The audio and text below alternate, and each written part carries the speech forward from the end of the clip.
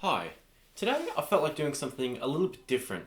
I thought I will give you some ideas on where to start with Stephen King books if you've never read him or if you're just getting into him. I'm going to give you 5 books today, and I've been reading him for well over a year now, and I've read about 23, 22 of his books, so I've read most of his well-known famous ones and a few obscure ones too. So I think I'm in a decent position to tell you where to start with Stephen King. Because I haven't read like nearly all of his books, he's got a backlog of them. I might miss a couple that might also be good places to start, but that's pretty obvious. But I think these 5 books are just perfect places to start. They're all quite a lot different from each other, so you can get a bit of a taste of a lot of different things that he's done.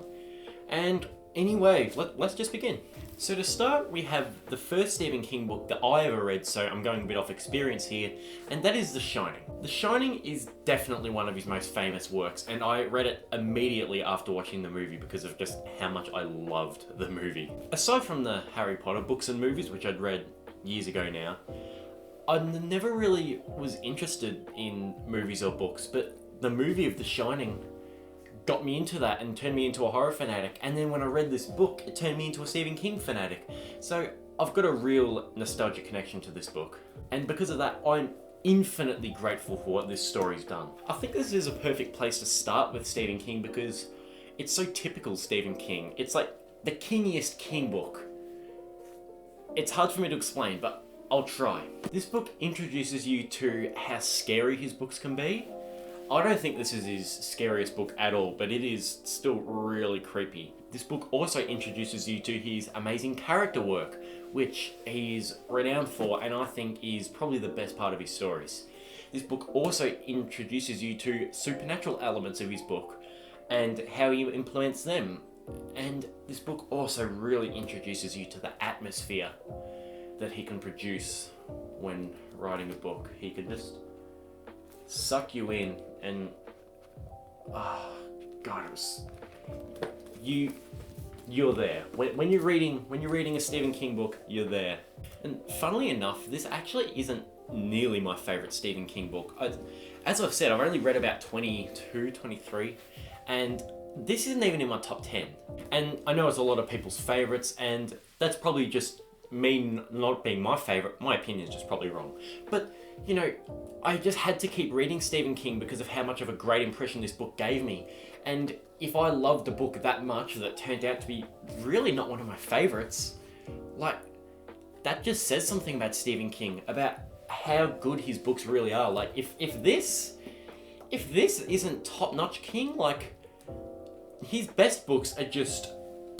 So yeah, I've already gone on for far too long about this, but if you want to start Stephen King, I really recommend you read The Shining. Now, for probably the most obvious Stephen King book to start with, we have Carrie.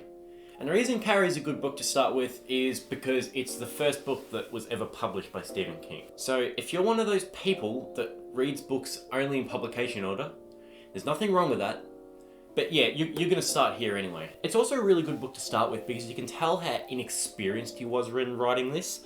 And I don't think it's bad for you to have your expectations set at a bit of a lower bar to start with, because then his more incredible works can seem a lot more grand and special. What I mean is, if you read this and then you read something like 11/22/63 straight after, 11/22/63 would be a lot more impactful because you can just tell how much he's grown as a writer. This is a fantastic book. It's short, quick, fast, exciting, never dull, and even if you aren't reading in publication order, this is still a fantastic place to start with. It's quite short, so you won't have to spend too much time on it. I read it in about 3 days. As I already said, this is a really good one because you can see the vast improvement that Stephen King has had throughout his career of being a writer. So Misery is a good Stephen King book to start with because it contains no supernatural element and it's basically just a straight suspense thriller novel. It isn't overly long, as you can see, and it gives you a great idea on how well Stephen King can write books without the supernatural element, which I think is something people don't often correlate with King. People think King, they're like, oh, creepy sewer clown alien guy. No, he's got great books with no supernatural involved in them. and Misery is one of the best. And this book is also scary because it could happen. It feels plausible, and it bothers me. It's also quite incredible considering this entire book just has 2 characters in one room for pretty much the whole thing. It just goes by so fast, you don't even notice that there's only 2 characters in one room. It's one of his scariest and most gruesome books, and it's a really good place to start because it shows how Stephen King can do so well with such simple concepts. Pet Sematary might be a little bit controversial because of how full on this book is. It's definitely not the easiest Stephen King book to read. In fact, it's probably like one of the hardest Stephen King books to read. This book is chock full of disturbing scenes, sadness, terror, just complete pessimism,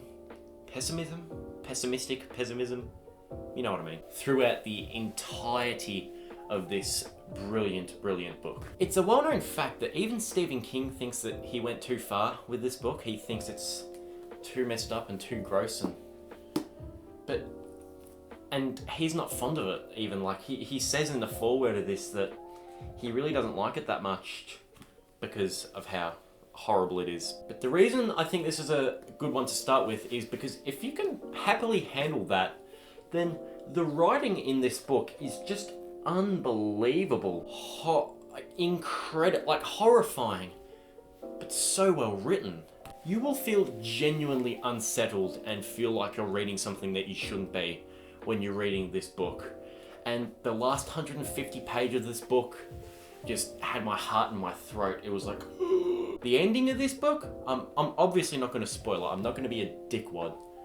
But the ending is perfect. It is fantastic. It is a great ending.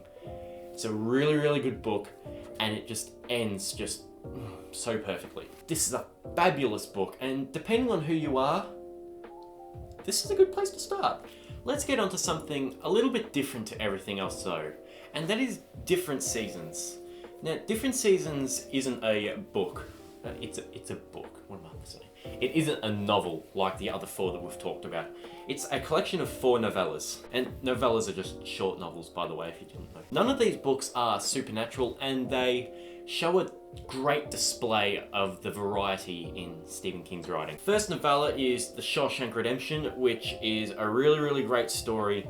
It isn't horror at all, and it's known for its brilliant movie adaptation. Apt Pupil is the second one, and it is really scary, really disturbing. I actually had to put it down a few times whilst reading it just to process what had just been inserted into my head. The Body is not a horror story at all, and it's been turned into another great movie called Stand By Me. And lastly is one called The Breathing Method, which hasn't been turned into a movie, is nothing but horror, and is my absolute favourite in the collection. 4 novellas, 2 horror, 2 not, and 3 out of the 4 novellas have been made into movies. Shawshank Redemption is just fantastic. Stand By Me is a fantastic movie.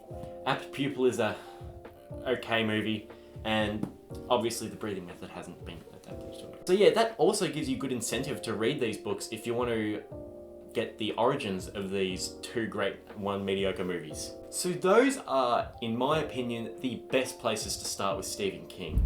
I'm going to be doing a book review on The Dark Half next. So if you like The Dark Half, don't watch this next video because